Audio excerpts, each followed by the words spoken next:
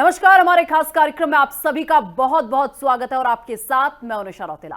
PM Modi देश को संयम और बचत का संदेश दे रहे हैं, लेकिन क्या सोना चांदी पर बड़ी इंपोर्ट ड्यूटी आम लोगों की मुश्किलें बढ़ाने वाली है? सरकार ने आयात शुल्क 6% से बढ़ाकर 15% कर दिया है, जिसके बाद गोल्ड सिल्वर की कीमतों में तेजी देखी जा रही है। सवाल ये कि क्या अब सोना खरीदना आम आदमी की पहुंच से दूर होता जा रहा है?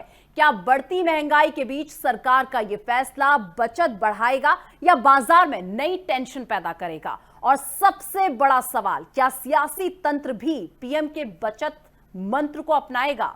इसी पूरे मुद्दे पर करेंगे चर्चा। हमारे साथ गेस्ट भी जुड़ेंगे और आपको बता दें कि इस वक्त जिस तरीके से सोने और चांदी की अगर बात कर ली जाए तो सोना 10,000 बढ़ा है और चांदी 18,000 बढ़ा गया है।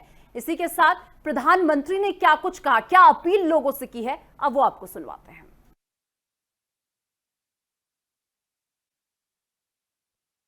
एक जमाना था जब संकट आता था, कोई युद्ध होता था तो लोग देश हित में सोना दान दे देते थे। आज दान की जरूरत नहीं है, लेकिन देश हित में हमको ये तय करना पड़ेगा कि साल भर तक घर में कोई भी फंक्शन हो, कोई भी कार्यक्रम हो, हम सोने के गहने नहीं खरीदेंगे, सोना नहीं खरीदेंगे। विदेशी मुद्रा बचाने के लिए हमारी देशभक्ति हमें चुनौती दे रही है और हमें इस चुनौती को स्वीकार करते हुए विदेशी मुद्रा को बचाना होगा। और चलिए इस पूरे मुद्दे पे करेंगे चर्चा, लेकिन उससे पहले एक बहुत खास मेहमान इस वक्त हमारे साथ जुड़ चुके हैं। डॉक्टर शरद कोहली अर्थशास्त्री हैं। बहुत बहुत स्वागत है सर आपका। डॉक्टर साहब, जिस तरीके से बात कर ली जाए, इंपोर्ट ड्यूटी, सोने और चांदी के आयात पर इंपोर्ट ड्यूटी को बढ़ा दिया गया है। जो पहले 6% हुआ करती थी, वो अब 15% कर दी गई। एक बहुत बड़ा अंतर देखने को मिल रहा है। इसका सीधा असर जनता की जेब में कितना देख रहे हैं आप? नमस्कार निशा, आपको और एफएम न्यूज के सभी दर्शकों को मेरा अभिवादन। देखिए, आपने जैसे बताया कि सोना करीब 9,000 रुपए बढ़ गया है, चांदी 17-18,000 रुपए आज बढ़ के आई है, क्योंकि जो लैंडेड कॉस्ट होगी अब सोने की। और पहले दर्शकों को मैं ये बता दूं कि 99% सोना जो हम लोग इस्तेमाल करते हैं वो विदेश से आता है। भारत की धातु नहीं है, इसकी कीमत भी विदेश में तय होती है। पर आज क्योंकि आज इंपोर्ट ड्यूटी बढ़ी है तो इसलिए आपको ये महंगा दिखाई दे रहा है। और जैसे प्रधानमंत्री जी ने बोला कि विदेशी मुद्रा भंडार पिछले साल $72 बिलियन का निशा हमने खाली 25-26 में सोना इंपोर्ट करने के लिए खर्च किया। उससे पिछले साल में यानी कि 23-24 में हमने $58 बिलियन सोना इंपोर्ट करने के लिए खर्च किया। और एक और उससे पिछला जो 22-23 था उसमें हमने $45 बिलियन। तो हर साल आप देख रहे हैं कि सोने का किस तरीके से आयात बढ़ रहा है। तो प्रधानमंत्री जी को लगा कि ऐसा तो है नहीं कि इसके बिना शादी नहीं हो सकती है, इसके बिना फंक्शन नहीं हो सकते। ठीक है, हमारी कल्चरल वैल्यूज से, सोशल वैल्यूज से, कई जगह शगुन वगैरह से जुड़ा हुआ है, परंतु ऐसा नहीं है कि आप इसके बिना जो है डोली नहीं जाएगी या दुल्हन नहीं सजेगी, ऐसा कुछ नहीं है। तो प्रधानमंत्री जी ने इस थॉट को लेके, और इस समय क्योंकि स्ट्रेट ऑफ हॉर्मुज बंद होने से क्रूड ऑयल की कीमतें लगातार बढ़ रही है, उसकी वजह से हमें विदेशी मुद्रा भंडार की इस समय ज्यादा जरूरत है। जो हम $60-65 पे एक बैरल खरीदते थे, आज वो हमें $105-106, बीच में 126 भी पहुंच गया था। और हमें उससे भी ज्यादा पड़ता है, क्योंकि उसमें शिपिंग कॉस्ट जुड़ जाती है, इसमें इंश्योरेंस कॉस्ट जुड़ जाती है, इसमें रिफाइनिंग कॉस्ट जुड़ जाती है। तो जो आप कीमत देखते हैं क्रूड ऑयल की, हमें उससे $40 के करीब फालतू देना पड़ता है। तो उसको बचाने के लिए वो विदेशी मुद्रा इस समय बहुमूल्य है। आप सोचिए, कल्पना कीजिए कि अगर वो विदेशी मुद्रा समाप्त हो गई, जो कि पाकिस्तान, बांग्लादेश, श्रीलंका में हालत हुई है, तो हम तो जो 1990-91 में हमारे साथ हुआ था, हमें अपना सोना गिरवी रखना पड़ा था, वो सिचुएशन खड़ी हो जाएगी। तो उस सिचुएशन को अवॉइड करने के लिए प्रधानमंत्री जी ने न केवल सोना, बल्कि जहां जहां विदेशी मुद्रा भंडार खर्च होता है, विदेश यात्रा हो गई, डेस्टिनेशन वेडिंग हो गई, हम फर्टिलाइजर इंपोर्ट करते हैं, बहुत सारी चीजें हम जो करते हैं विदेशी मुद्रा में, जिसको हम ठीक कर सकते। एडिबल ऑयल हम इंपोर्ट करते हैं, $22 बिलियन का हम खाने का तेल आयात करते हैं। आप सोचिए कितनी बड़ी ये क्वांटिटी है। और अगर आप भारत में सरसों का तेल इस्तेमाल करें, तिल का तेल इस्तेमाल करें, तो इसमें हम बहुत बड़ी विदेशी मुद्रा का हिस्सा बचा सकते हैं। इसी मंशा से उन्होंने कहा।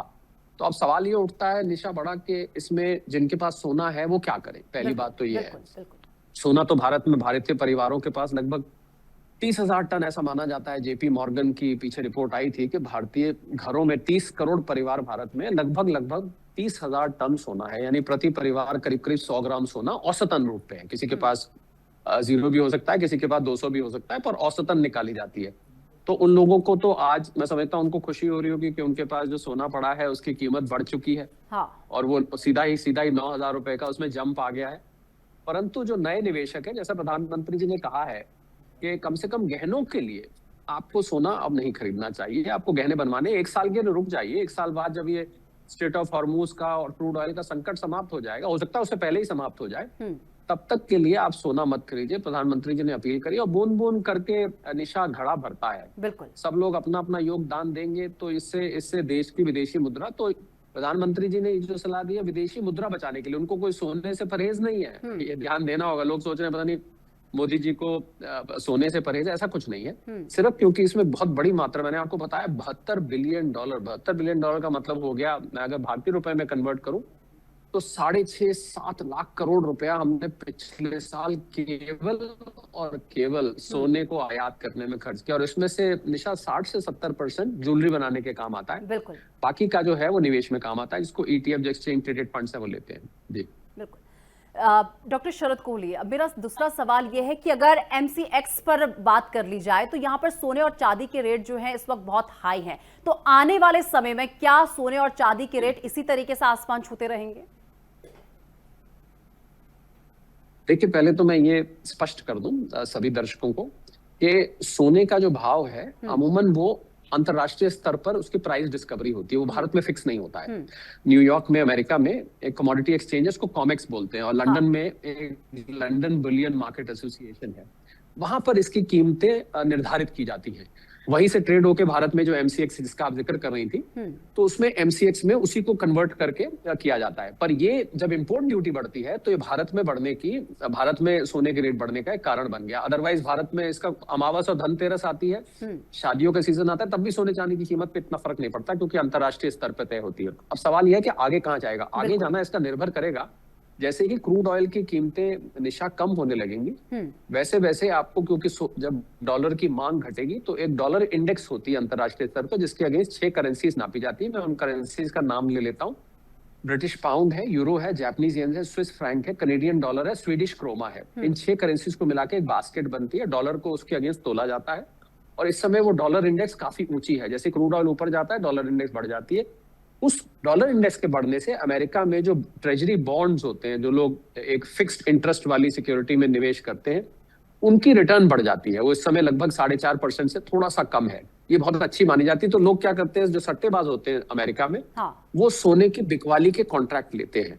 उसकी जब बॉन्ड यील्ड बढ़ती है तो बिकवाली, तो इसका मतलब हमने जो सिलसिलेवार तरीके से मैंने आपको जोड़ के बताया, पहले क्रूड ऑयल की वजह से डॉलर की डिमांड की वजह से डॉलर इंडेक्स, फिर बॉन्ड यील्ड, और बॉन्ड यील्ड की वजह से सट्टेबाज सोने की बिकवाली करते हैं। तो जब तक ये क्रूड ऑयल की कीमत कम नहीं होगी, तब तक आपको सोना अभी जो 1.5 लाख, 1,52,000, 53,000 के आसपास घूम रहा है, तब तक हम देख रहे हैं कि काफी दिन से यही घूम रहा है। कभी 1,50 आ जाता है, कभी 1,49 आ जाता है, कभी 51 हो जाता है, 52 हो जाता है, इसी दायरे में घूम रहा है। जैसे ही स्ट्रेट ऑफ हॉर्मूज खुलेगा निशा, आपको सोना यहाँ से और ऊपर जाता दिखेगा। और मुझे ऐसा लग रहा है कि आने वाले करीब 2 साल के अंदर ही सोना बहुत ऊपर जाने वाला है। जो लोग निवेश करना चाहते हैं उनको तो अपने इन्वेस्टमेंट एडवाइजर से सलाह लेनी चाहिए, और उनसे पर एक एनालिसिस पॉइंट ऑफ व्यू से देखें तो अंतरराष्ट्रीय स्तर पर मुझे कितना ऊपर जा सकता है? देखिए, मैं उनमें से नहीं हूँ जो आप अगर सोशल मीडिया निशा खोल के देखें तो आपको सोना 4 लाख, सोना 3 लाख, आपको बहुत सारे ऐसे थंबनेल्स मिलेंगे जहाँ पर लोग अपनी अपनी भविष्यवाणी करते हैं। मुझे लगता है इसका जो पहला लेवल होगा, क्योंकि अभी भारत में 1,61,000 के करीब है, पहला लेवल इसका 1,70,000 होगा। और ऑल टाइम हाई जो सोने का भारत में गया था, आपको याद होगा 28 जनवरी के करीब था, उस समय सोना 1,82,000 चला गया। बिल्कुल बिल्कुल। तो मुझे लगता है अगले 2 साल में ये 2 लाख रुपए प्रति 10 ग्राम तक पहुंच सकता है। ऐसी मुझे अंतर्राष्ट्रीय स्तर पर उम्मीद नजर आ रही है। ठीक है। इसी के साथ अगर बात कर ली जाए, क्या जो ये फैसला लिया गया है केंद्र सरकार की तरफ से, इंपोर्ट ड्यूटी बढ़ा दी गई है, जो पहले कभी 6% हुआ करती थी, अब सीधे 15%, एक बहुत बड़ा अंतर भी देखने को मिला है। क्या रुपये की स्थिति इससे ठीक की जा सकती है? मतलब इसे ठीक करने के लिए फैसला लिया गया है कि इससे हमारा जो रुपया है वो संभल जाए थोड़ा? देखिए, इसको इकोनॉमिक पॉइंट ऑफ व्यू से अगर आप समझेंगे तो जब हम आयात के लिए विदेशी मुद्रा कम खर्च करते हैं तो क्या होता है, जब आप आयात करते हैं तो हमें डॉलर खरीदने पड़ते हैं। डॉलर जब हम ज्यादा खरीदेंगे भारतीय रुपयों से तो रुपया कमजोर होता है, डॉलर की कीमत बढ़ती है, जो आपको दिख रहा है। आपको पता है 95 रुपए प्रति डॉलर इस समय हो चुका है लगभग। तो जब आप डॉलर की डिमांड कम होगी आयात कम होने से, तो रुपए भी प्रेशर अपने आप कम हो जाता है। रुपए जो आपको कमजोर दिख रहा है इसलिए दिख रहा है क्योंकि क्रूड ऑयल की कीमत बढ़ी हुई है, हमारे सोने की आयात बहुत है, लोग डेस्टिनेशन वेडिंग कर रहे हैं, हम खाने पीने का एडिबल ऑयल बहुत मंगा रहे हैं, फर्टिलाइजर बहुत मंगा रहे हैं। जितनी भी 7 अपील प्रधानमंत्री जी ने करी, इस सब में बेतहाशा विदेशी मुद्रा खर्च हो रहा है। भारत की 3 सबसे ज्यादा आयात होने वाली चीजों के मैं नाम बता देता हूं आपको। सबसे ऊपर क्रूड ऑयल है जिसमें हम 140 बिलियन डॉलर खर्च करते हैं। उसके बाद इलेक्ट्रॉनिक कंपोनेंट्स हैं, क्योंकि भारत में मोबाइल फोन आदि, आईफोन खासकर बहुत बन रहे हैं, उसके जो कल पुर्जे हैं वो वहां से आते हैं। उसमें हम लगभग 115 से 120 बिलियन डॉलर साल का खर्च करते हैं। हाँ। और तीसरे नंबर पे निशा सोना है, 72 बिलियन डॉलर जिस पे खर्च कर रहे हैं। तो नेचुरल बात है, जब हम जैसे ही हम आयात कम करेंगे हमें डॉलर कम जरूरत पड़ेंगे, और डॉलर कम जरूरत पड़ेंगे तो इससे हमारा जो रुपए पे प्रेशर कम होगा, रुपए भी डॉलर के मुकाबले सुधरेगा। मैं उम्मीद करता हूं मैंने सरल भाषा में इसको समझाने की कोशिश करी, क्योंकि ये दर्शकों के लिए समझना बहुत जरूरी है। क्योंकि लोग सोचते हैं मोदी जी ने सोने के क्या कहा, मोदी जी को सोने से क्या लेना देना है, कौन सी विदेशी मुद्रा, तो ये शायद लोग जानते नहीं। आपने जो गले में चेन पहनी हुई है, कुछ अगर आपने कान में पहना हुआ है, हाथ में आपने सोने की चूड़ी, कंगन, कुछ भी पहना हुआ है, वो 99% आपने विदेशी धातु पहनी। बिल्कुल बिल्कुल बिल्कुल। इसी के साथ देखिए, ये फैसला तो ले लिया गया, लेकिन अगर वही ज्वेलरी इंडस्ट्री की अगर मैं बात करूं तो इस पर कितना इम्पैक्ट आप इसका देख रहे हैं? क्योंकि बहुत बड़ी बात है। देखिए, अच्छा, हाँ बिल्कुल बिल्कुल, अपनी बात रखिए प्लीज सर। बहुत अच्छा सवाल आपने पूछा है निशा। जब मोदी जी ने परसों से पिछले दिन जब ये बात बोली, तभी ज्वेलरी बिजनेस में काफी खलबली मच गई थी। मैं किसी ज्वेलर के यहाँ, एक और आपके साथी भी मीडिया चैनल के साथ ज्वेलर की दुकान पे गया, वो खाली था, बिल्कुल कोई आ नहीं रहा था। पर पिछले 1-2 दिन में लोगों ने ज्वेलरी जो खरीदनी थी खरीद ली, कि पता नहीं सरकार कोई ऐसी नीति ना निकाल दे, और आज वही हुआ, इंपोर्ट ड्यूटी बढ़ गई। देखिए, ज्वेलरी जो गहने बनाने का बिजनेस है उस पर थोड़ा तो फर्क पड़ेगा, परंतु इसका हल है।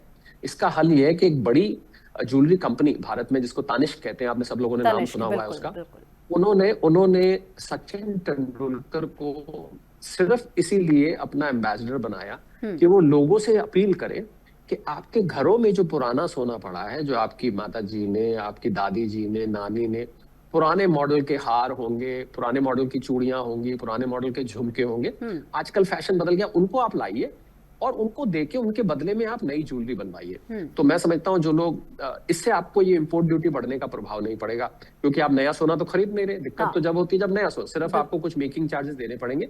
और तानिष्क ने अपने उस एडवर्टाइजमेंट में ये लोगों को आश्वासन दिया है कि हम आपके सोने की आपको पूरी कीमत देंगे, और हम मेकिंग चार्जेस भी आपसे बहुत कम लेंगे, क्योंकि ज्वेलर्स को इस समय कोई चारा नहीं रह गया है। अगर सोना इस तरीके से बढ़ता रहा निशा, तो लोग ज्वेलरी खरीदनी बंद कर देंगे। दूसरा इसका हल क्या है निशा, कि आप कम कैरेटेज की ज्वेलरी कंज्यूम कर सकते हैं। आजकल तो आपने देखा होगा 18 कैरेट, 14 कैरेट, 9 कैरेट की, वो सस्ता होता है। तो ये भी एक हल है। परंतु क्योंकि मोदी जी ने कहा है कि आप सोना मत खरीदिए, तो मैं आपके चैनल पे ये तो आए लोगों से कहूंगा नहीं कि आप जाके कम कैरेटेज की ज्वेलरी खरीदिए।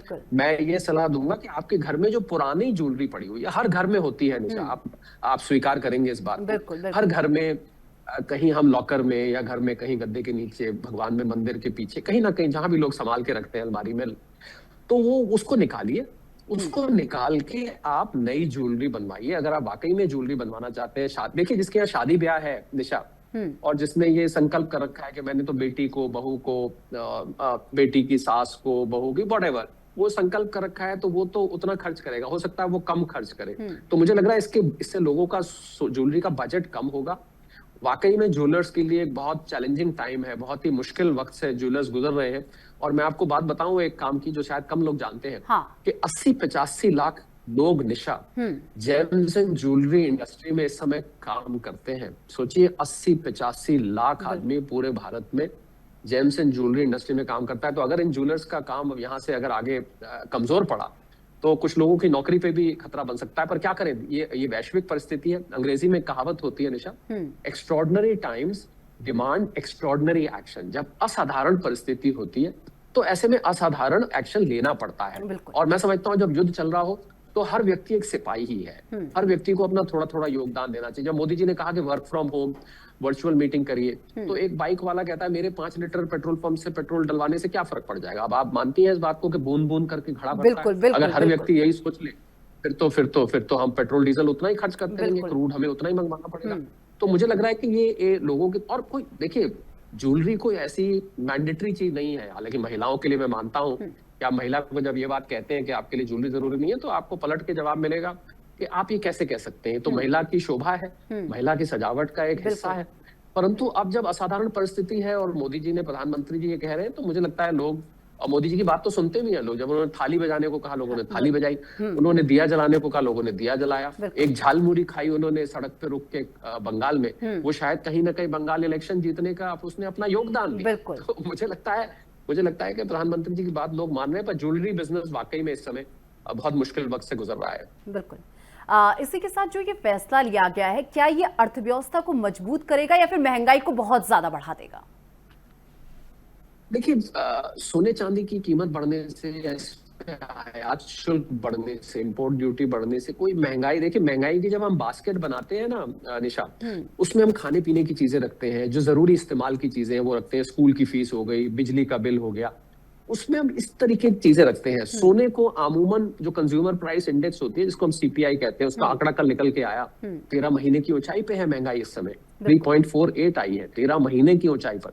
तो सोने चांदी से ऐसा नहीं होता कि महंगाई बढ़ती है। महंगाई एक तो ऐसी चीज नहीं है जो हर व्यक्ति इस्तेमाल करता है, और जब घर में कोई फंक्शन हो, शादी हो, क्योंकि जो बास्केट होती है जिससे महंगाई कैलकुलेट करी जाती है, उसमें सोना चांदी अमूमन नहीं जोड़ा जाता है। इसमें आपके बिजली का बिल हो गया, बच्चों की फीस हो गई, अस्पताल मेडिकल खर्चे हो गए, खाने पीने की चीजें हो गई, ये सब चीजें इसमें बास्केट में आती है, सोना नहीं आता। तो महंगाई तो जो लोग महंगी कीमत पर खरीदेंगे उनके लिए तो महंगाई बड़ी, मैं कह ही सकता हूँ।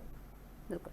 इसी के साथ एक तो कारण ये है कि जिस तरीके के हालात इस वक्त बने हैं उसकी वजह से जो है प्रधानमंत्री की तरफ से ये स्टेटमेंट आया, लेकिन क्या दूसरी तरफ गोल्ड पर इन्वेस्ट करने से अब थोड़ा अलग तरफ सरकार ध्यान चाहती कि लोगों का ध्यान थोड़े अलग इन्वेस्टमेंट्स पर जाए?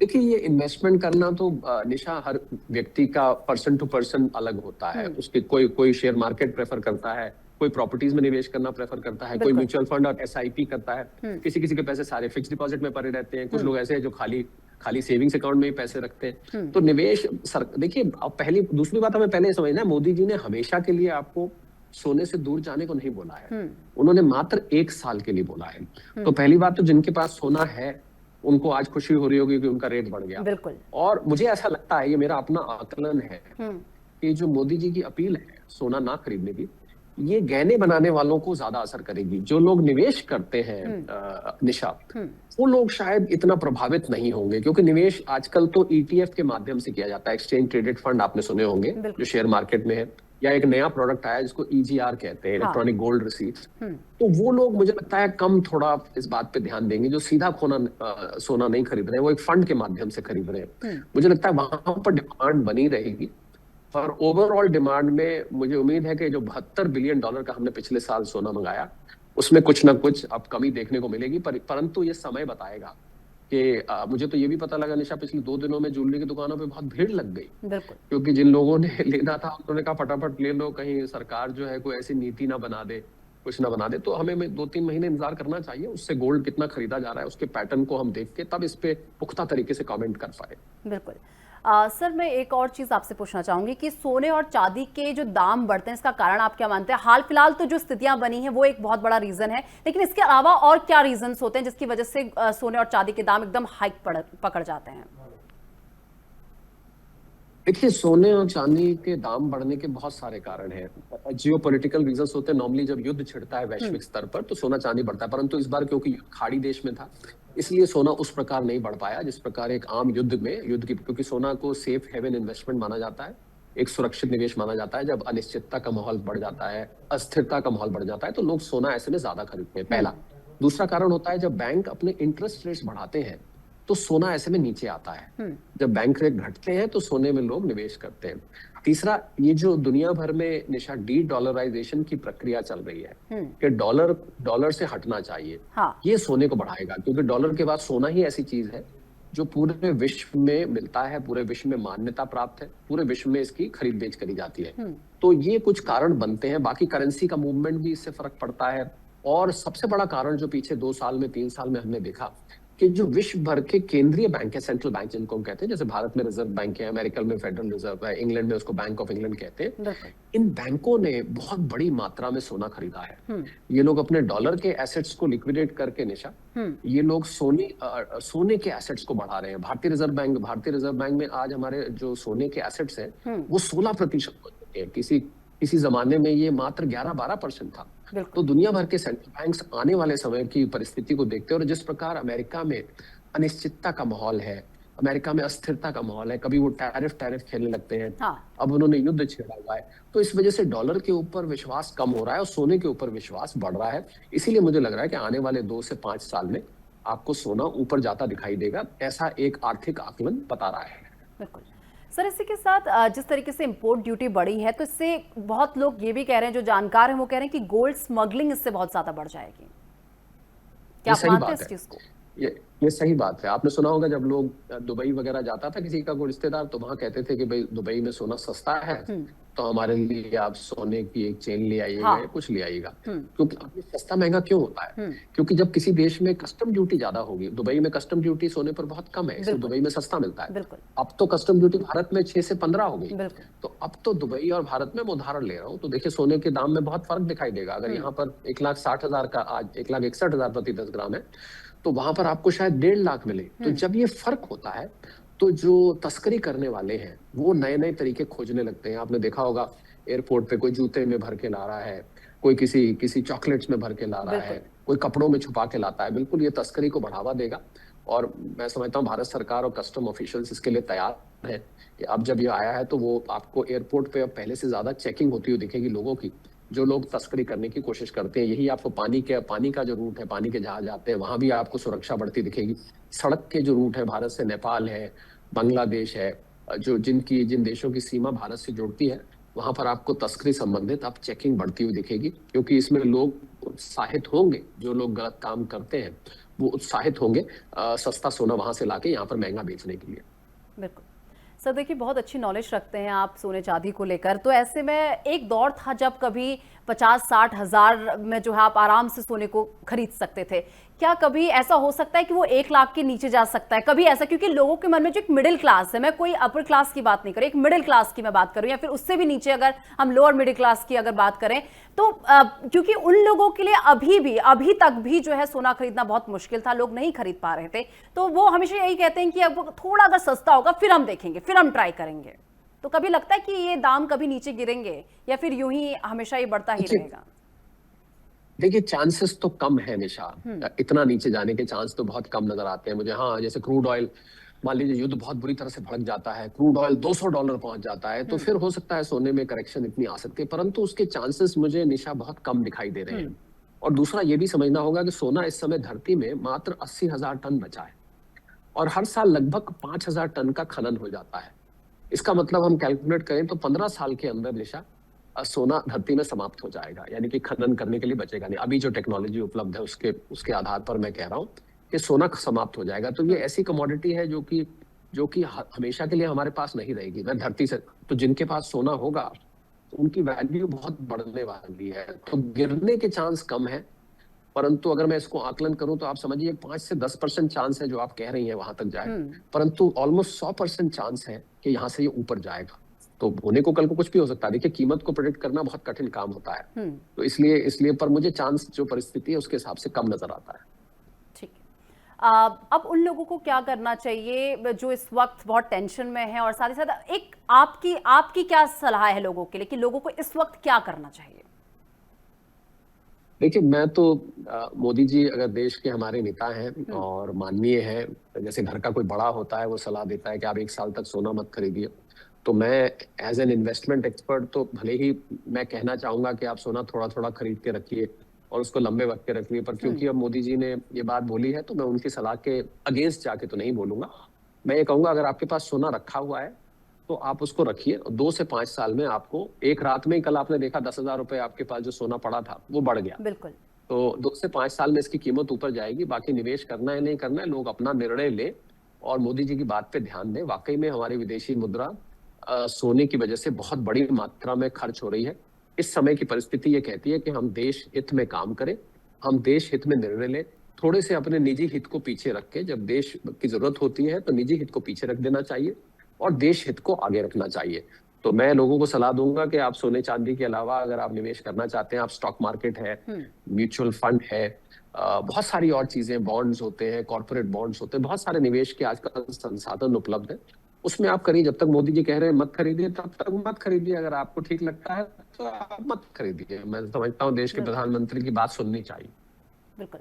बहुत बहुत शुक्रिया डॉक्टर शरद कोहली जी, आप हमारे साथ जुड़े और अपना बहुत अमूल्य समय आपने निकाला और बहुत ही आसान भाषा में आपने दर्शकों तक ये मैसेज पहुंचाया है कि प्रधानमंत्री की तरफ से जो अपील की गई है उसे जो है आप कम से कम कोशिश कीजिए कि 1 साल तक अगर प्रधानमंत्री कह रहे हैं तो सोना मत खरीदिए, और हर एक चीज को आपने बहुत ही बारीकी से समझाने का काम किया। इसके लिए आपका बहुत बहुत शुक्रिया। फिलहाल मेरे साथ इस खास कार्यक्रम में बस इतना ही। देश दुनिया की तमाम बड़ी खबरों के लिए देखते रहिए FM न्यूज।